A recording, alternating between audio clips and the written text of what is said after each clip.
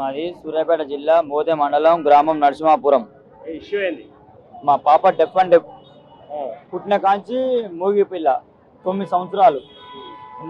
సర్టిఫికెట్లు పెన్షన్ రావట్లేదు. పోతే మా మండలం మోదె మండలాన్ని పోతే రావట్లేదు.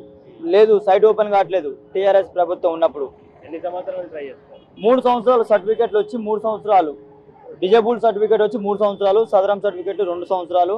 పోయినప్పుడల్లా అప్లికేషన్ ఫామ్ ఇస్తే కూడా అది మాకు ఇవ్వలేదని చెప్పారు మోర్దెల.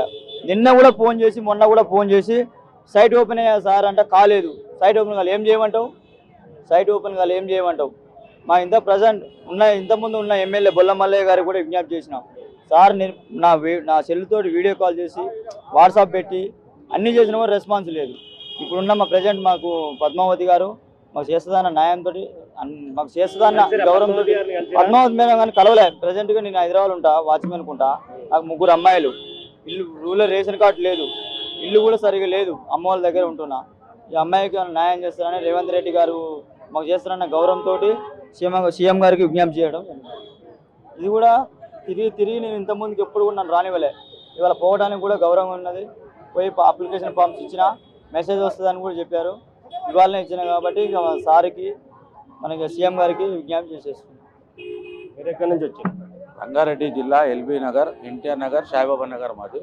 కార్పొరేటర్ ధీరాజ్ రెడ్డి. మా దగ్గర నేను బాధపడుతున్న సమస్యలను మేము తెలియజేస్తున్నాం ప్రజావాణి. మా అమ్మకు 2 ఇంతకుముందుకు ప్రజావాణి పెట్టలేదు. మా ఇక్కడ వచ్చినా కానీ మాకు ఎవరు దగ్గర రానియలేదు.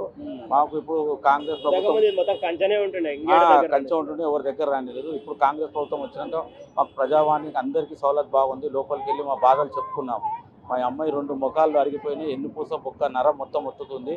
దానివల్ల మేము హాస్పిటల్కి తీసుకెళ్ళినాము. ఆరోగ్యశ్రీ మీద కూడా చూపించాం, కానీ ఆరోగ్యశ్రీ నడవదని చెప్పిండ్రు. Kamineni hospital, Sai Sanjeevan, LIMS hospital ఉండవైనా ఏ హాస్పిటల్ అయినా ఆరోగ్యశ్రీ నడవదన్నారు. 4,50,000 అడిగారు. గత 3 సంవత్సరాల నుంచి బాధపడుతున్న దగ్గర ఆర్థిక సాయం అందజేయాలని. లోపల ఎలా ఉంది? స్వీకరించినప్పుడు ఎలా చూసుకుంటున్నారు? బాగా చూసుకుంటున్నారు లోపల అందరూ. బాగా మా అమ్మ బాధలు చెప్పుకుందామని వచ్చాము. మీకు సీఎం రిలీఫ్ ఫండ్ పెడతామనుకున్నారు. సీఎం రిలీఫ్ ఫండ్ మీకు చేస్తామని చెప్పారు.